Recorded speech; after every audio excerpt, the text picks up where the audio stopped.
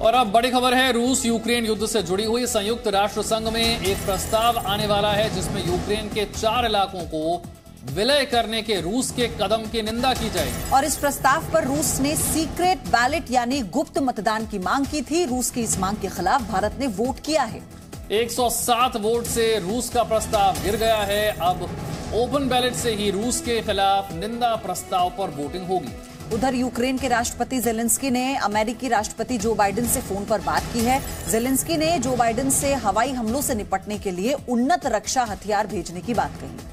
सोमवार को कीव के कई इलाकों में एक के बाद एक ताबड़तोड़ मिसाइलें गिरी। हमले में कई लोगों के मारे जाने की भी खबर है। और रूस के इस हमले के बाद दुनिया भर में पुतिन की आलोचना हो रही है, लेकिन रूस का कहना है कि उसने अपना लक्ष्य हासिल कर लिया है।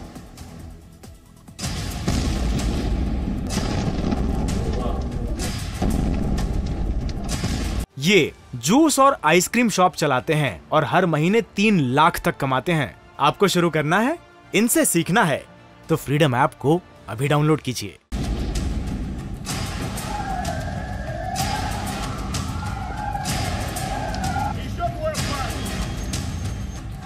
रूस और यूक्रेन के बीच चल रहा युद्ध बीते कई दिनों से सिर्फ वाद विवाद और बयानों तक ही थमा हुआ था, लेकिन सोमवार सुबह यूक्रेन की राजधानी अचानक धमाकों से गूंज उठी।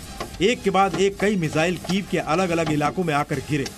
हमला उस वक्त हुआ जब ज्यादातर लोग अपने काम के लिए जा रहे थे और बच्चे अपने स्कूल की ओर जा रहे थे। एक अनुमान के मुताबिक करीब 83 मिसाइलें रूस की ओर से दागी गई और सिर्फ कीव ही नहीं, ज़ेपोरिज़िया, माइकोलेव, खार्किव, पोल्तावा, ज़ाइटोमिर सहित कई शहरों पर कई मिसाइल हमले हुए।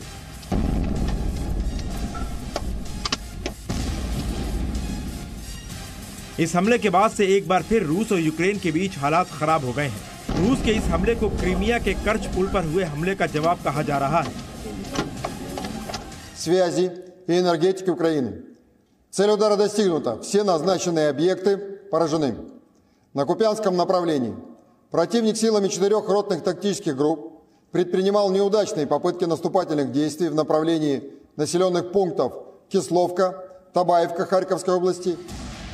भले ही ये मिसाइलें यूक्रेन के कीव में गिरी हों, लेकिन इनका असर पूरी दुनिया भर पर होने लगा है। कीव पर बमबारी के बाद आज G7 ने अहम बैठक बुलाई है। वीडियो कॉन्फ्रेंसिंग के माध्यम से इस बैठक में यूक्रेन के राष्ट्रपति जेलेंस्की भी शामिल होंगे। उधर संयुक्त राष्ट्र महासभा में भी इस हमले को लेकर रूस की कड़ी आलोचना हुई। Is deeply shocked by today's large-scale missile attacks by the armed forces of the Russian Federation on cities across Ukraine.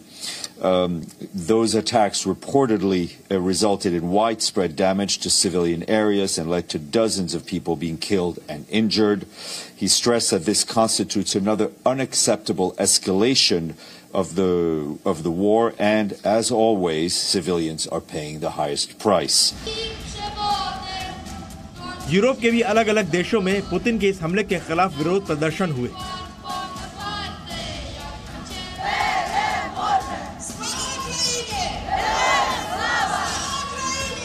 Kyiv में भारतीय दूतावास ने यूक्रेन में सभी भारतीय नागरिकों के लिए एडवाइजरी जारी की है और कहा है कि वो यूक्रेन में सभी गैर जरूरी यात्राओं से बचें। यूक्रेन में रह रहे भारतीयों को उनकी यथास्थिति के बारे में जानकारी देने के लिए भी कहा गया है। हालांकि रूस के इस हमले के बाद यूक्रेन के राष्ट्रपति वोलोदिमीर ज़ेलेंस्की का कहना है कि वो ऐसे किसी भी हमले से यूक्रेन नहीं डरेगा। Москви ще не було, коли він вже стояв. Трохи далі Володимирська гірка – місце, яке стало джерелом християнства і культури для Сходу Європи, в тому числі для території, яка значно пізніше стала називатись Росією. Поруч зі мною корпуси університету Шевченка, який не... रूस के इस हमले के बाद कीव में सिर्फ तबाही का मंजर है और दुनिया उसके इस हमले की आलोचना कर रही है।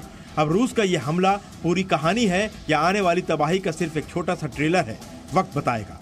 ब्यूरो रिपोर्ट, जी मीडिया। ये जूस और आइसक्रीम शॉप चलाते हैं और हर महीने 3 लाख तक कमाते हैं। आपको शुरू करना है, इनसे सीखना है तो फ्रीडम ऐप को अभी डाउनलोड कीजिए।